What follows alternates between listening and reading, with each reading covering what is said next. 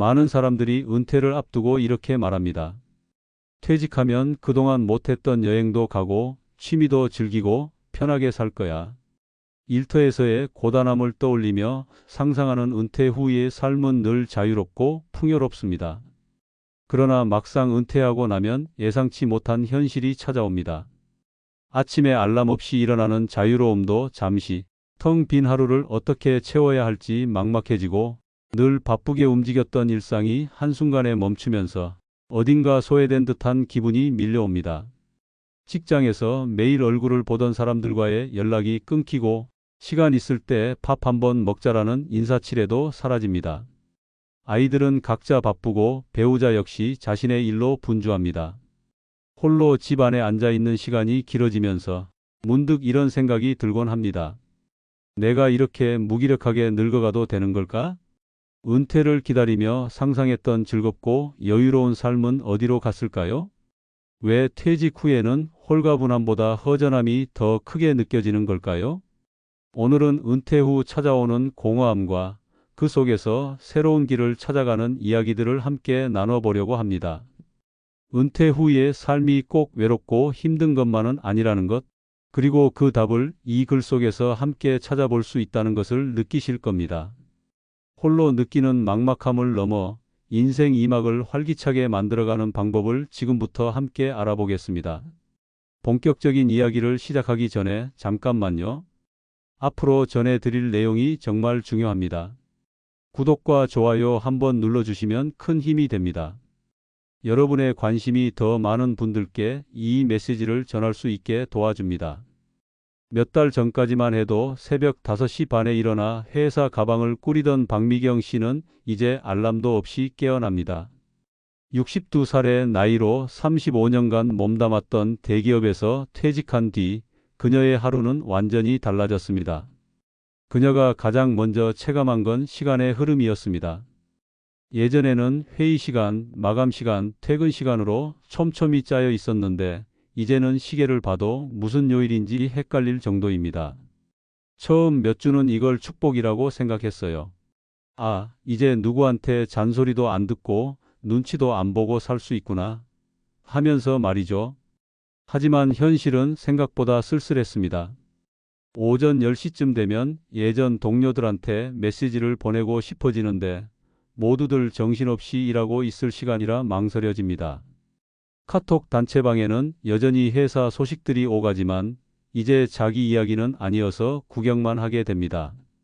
주말에 골프 칠 사람? 하는 메시지가 올라와도 박 씨는 답하지 않습니다.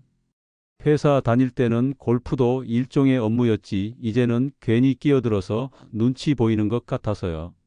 점점 대화에 참여하는 횟수가 줄어들고 어느 순간부터는 단체방을 나가게 됩니다. 집에서 보내는 시간이 길어지면서 남편과도 예전 같지 않습니다.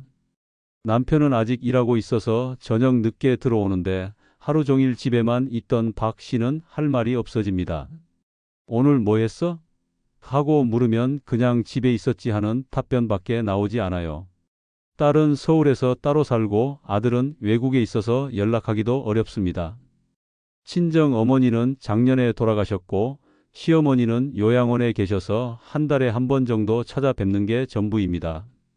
예전에는 애들 키우느라 바빠서 회사 일 때문에 하면서 바쁨을 핑계로 댔는데 이제는 시간이 남아도는데도 어떻게 채워야 할지 모르겠습니다. 어느 날 아침 평소보다 일찍 일어나 베란다에 앉아있던 박 씨는 아파트 놀이터를 내려다봅니다. 젊은 엄마들이 아이들을 데리고 335 모여 있는 모습을 보며 문득 생각합니다. 나도 저 때는 저랬지.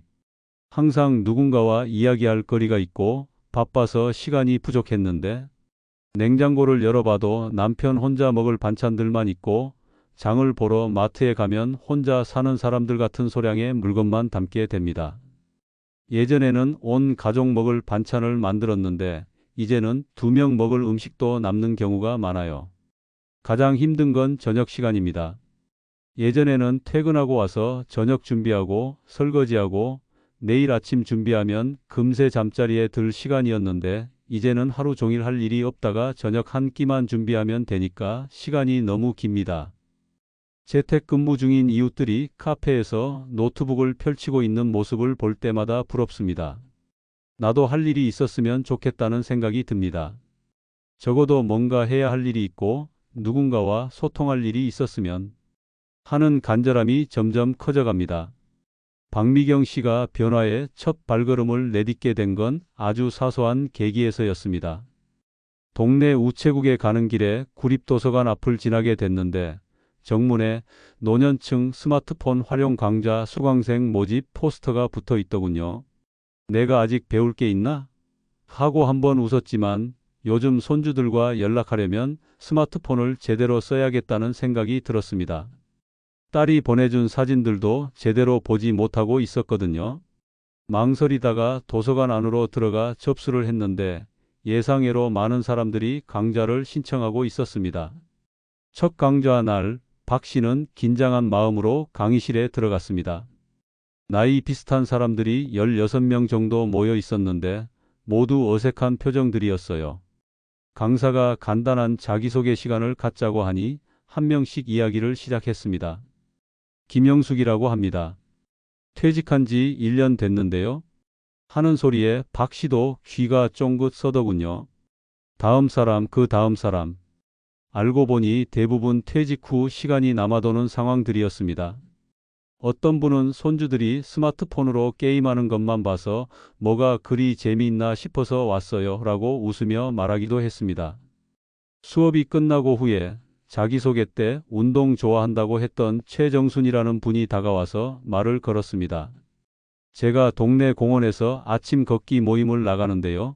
요즘 사람들이 별로 없어서 혹시 관심 있으시면 같이 나가보실래요? 처음에는 나는 아침에 일찍 못 일어나요 라고 거절하려다가 결국 한번 나가보죠 라고 대답했습니다. 집에 있어봤자 할 일도 없는데 뭐라도 해보자는 생각이었어요. 다음 날 새벽 6시 반 박 씨는 오랜만에 운동화를 신고 집을 나섰습니다. 공원에는 이미 5명이 모여 있었고 생각보다 젊은 사람들도 섞여 있었어요. 시작은 천천히 걸었는데 다들 이런저런 이야기를 하며 걸으니 지루하지 않았습니다. 1시간 정도 걸은 후에 파주 보리수 밑에 모여 앉아 잠깐 쉬었는데 누군가 보온병에서 보리차를 꺼내 나눠줬습니다. 따뜻한 차를 마시며 이야기를 나누는데 오랜만에 마음이 편해졌어요. 특별한 주제도 없었어요. 그냥 요즘 날씨가 참 좋다. 어제 뉴스에서 본 이야기 같은 일상적인 대화들이었습니다. 스마트폰 강좌는 일주일에 한 번, 걷기 모임은 이틀에 한 번 나가게 됐습니다. 덕분에 하루에 적어도 한 번은 집을 나서게 되고 사람들과 얼굴을 마주치게 됐어요. 스마트폰 강좌에서 만난 사람들 중에 걷기 모임에도 함께 나오는 분이 둘이나 생겼습니다. 어느 날 걷기 모임에서 한 분이 우리 구청에서 실버 요가 강좌 한다던데 어때요? 라는 이야기를 꺼냈습니다. 박 씨는 요가라는 말에 처음엔 머뭇거렸어요. 내가 몸이 유연하지도 않은데 하는 생각 때문이었죠. 하지만 실버 요가는 우리 나이에 맞춰서 쉽게 하는 거래요라는 말에 관심이 생겼습니다. 집에 돌아와서 남편에게 이야기했더니 그래, 좋은 일 아니야. 집에만 있지 말고 뭐라도 해라고 격려해 줬습니다. 남편도 박 씨가 요즘 활력이 생긴 게 보이나 봅니다.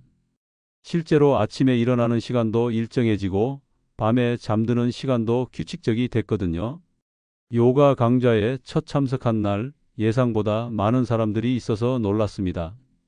20명 정도 되는데 연령대도 50대부터 70대까지 다양했어요.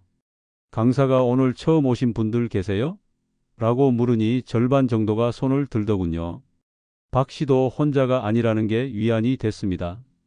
요가는 생각보다 어렵지 않았어요. 강사가 무리하지 마시고 본인 몸에 맞춰서 하세요 라고 계속 이야기해줘서 부담도 없었고요. 1시간 수업이 끝나고 나니 몸이 가벼워진 느낌이었습니다.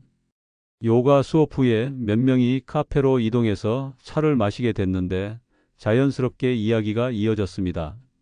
한 분은 요즘 스마트폰으로 운동 영상 보면서 집에서도 해요 라고 말했고 다른 분은 저는 집에서 하면 게을러져서 안 돼요. 여기 나와야 해요 라고 웃으며 답했습니다. 이런 식으로 몇 달이 지나니 박 씨의 일주일 일과가 제법 규칙적이 됐습니다. 월요일과 목요일은 스마트폰 강좌, 화요일과 금요일은 걷기 모임, 수요일은 요가. 사람들과의 약속이 생기니 나갈 준비도 하게 되고 옷차림에도 신경 쓰게 됐어요. 가장 큰 변화는 집에서 보내는 시간의 의미가 달라졌다는 것입니다.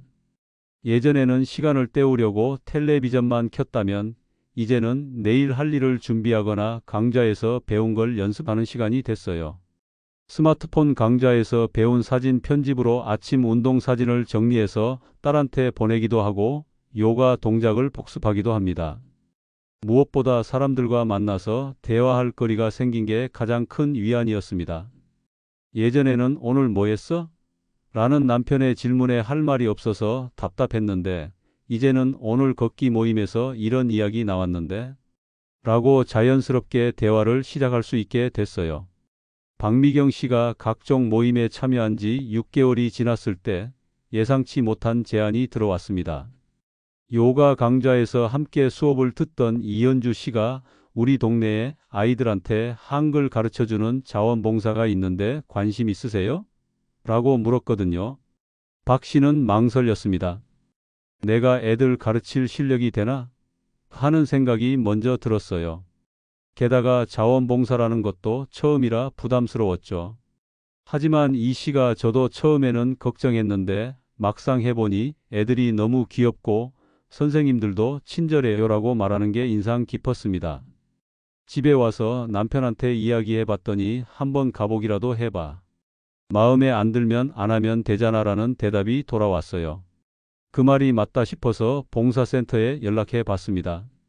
상담원이 친절하게 설명해 주면서 초보자도 환영이고 부담 없이 한 달만 체험해 보세요 라고 하니 용기가 났어요.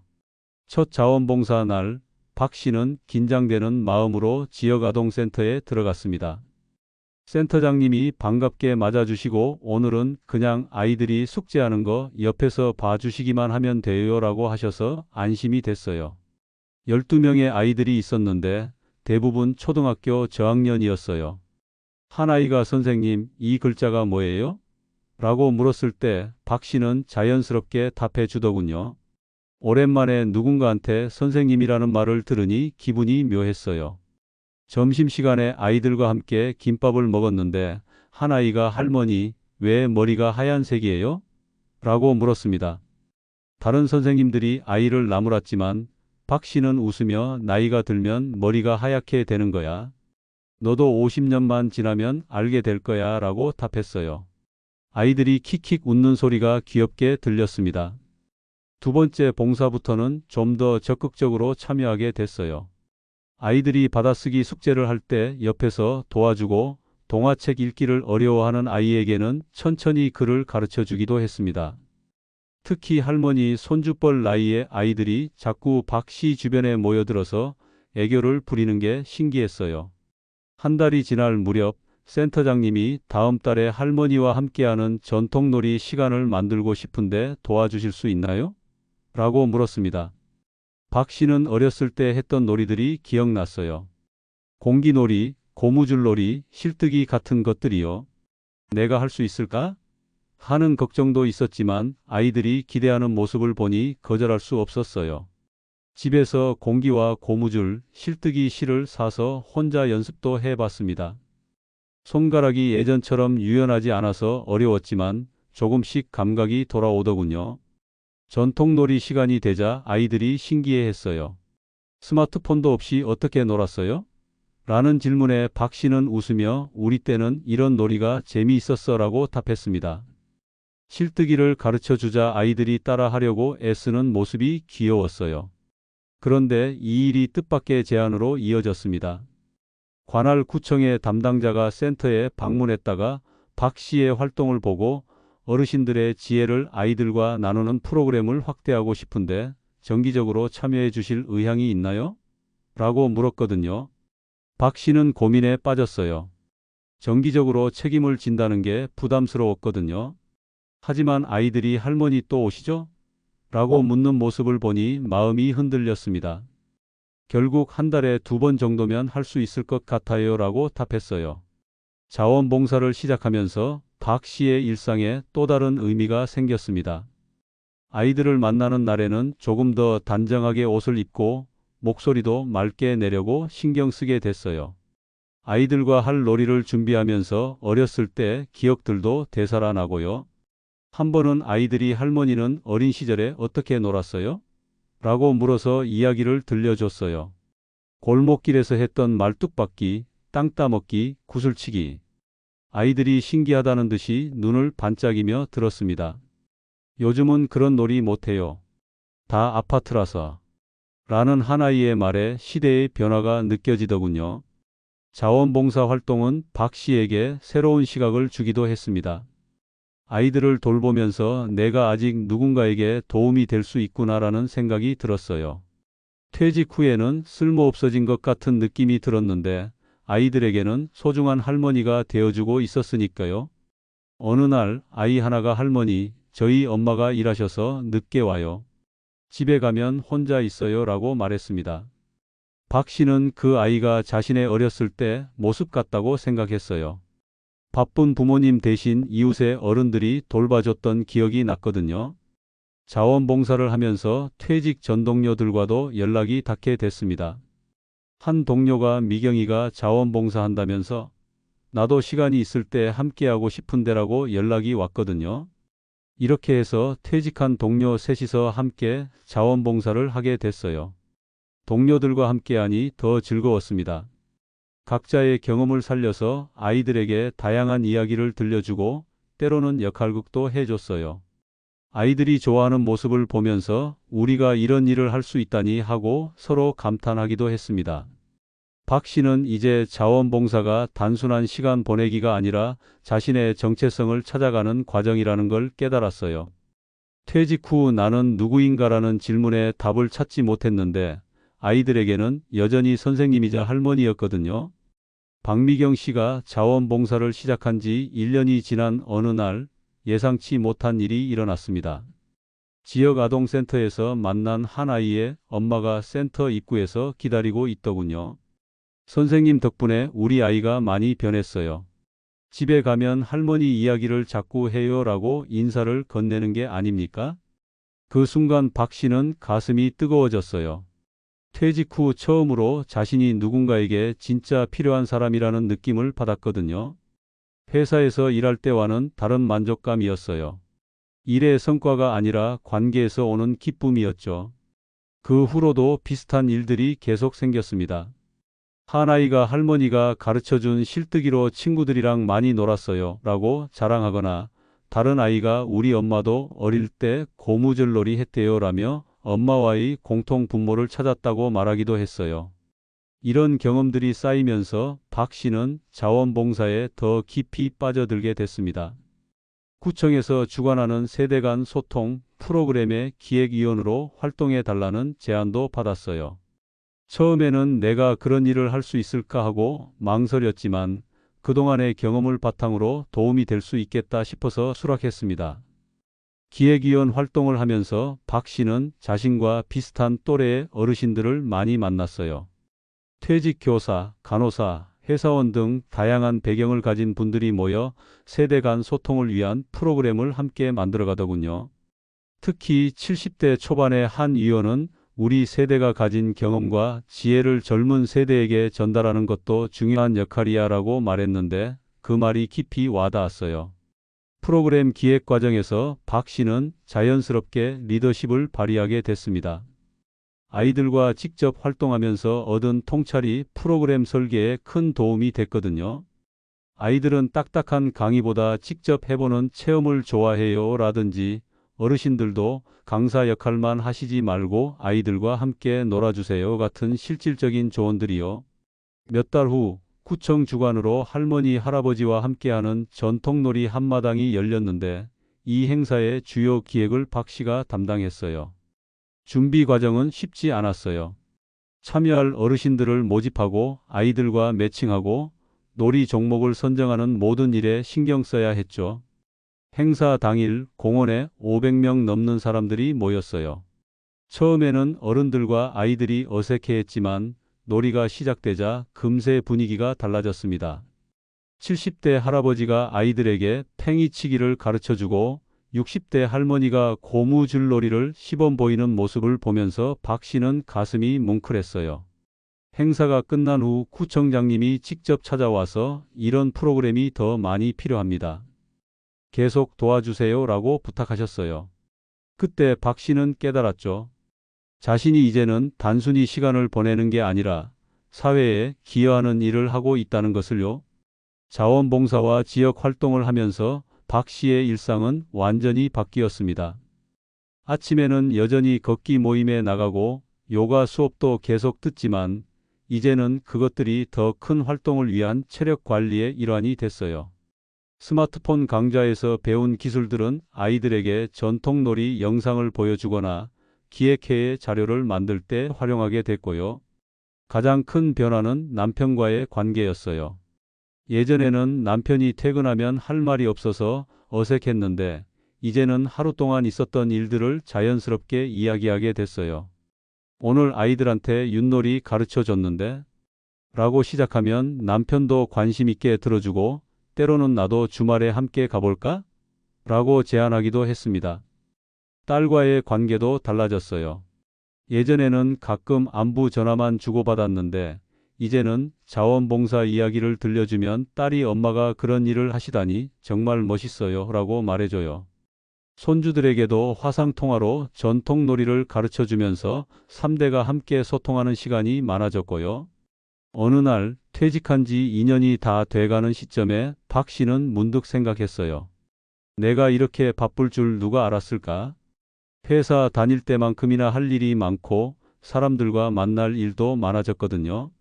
게다가 이번에는 자신이 원해서 하는 일들이니 피로감보다는 보람이 더 컸어요. 구청에서는 박 씨에게 명예사회복지사 위촉장을 주기도 했습니다.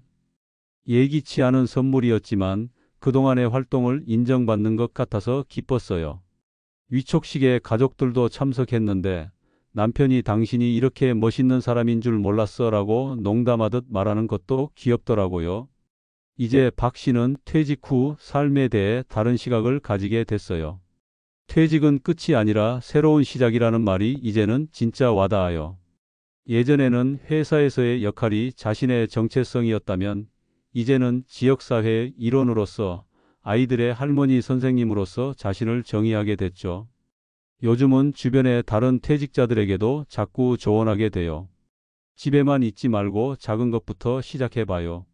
나도 처음에는 도서관 강좌 하나 듣는 것부터 시작했거든요 라고 말이죠. 그러면 대부분 나는 뭐 할 수 있는 게 없는데? 라고 주저하지만 박 씨는 그들에게 모든 사람에게는 누군가가 필요로 하는 무언가가 있어요 라고 격려해 줍니다. 박 씨가 다른 사람들에게 자주 해주는 조언도 결국 세 가지로 정리돼요. 첫째, 몸을 움직이라는 거예요. 그녀도 아침 걷기 모임과 요가로 시작했죠. 규칙적인 운동이 하루를 시작하는 활력이 되고 다른 모든 활동의 기반이 됐어요. 둘째, 사람들과 만나라는 거예요. 도서관 강좌나 자원봉사처럼 정기적으로 만날 곳을 찾으라고 조언해요.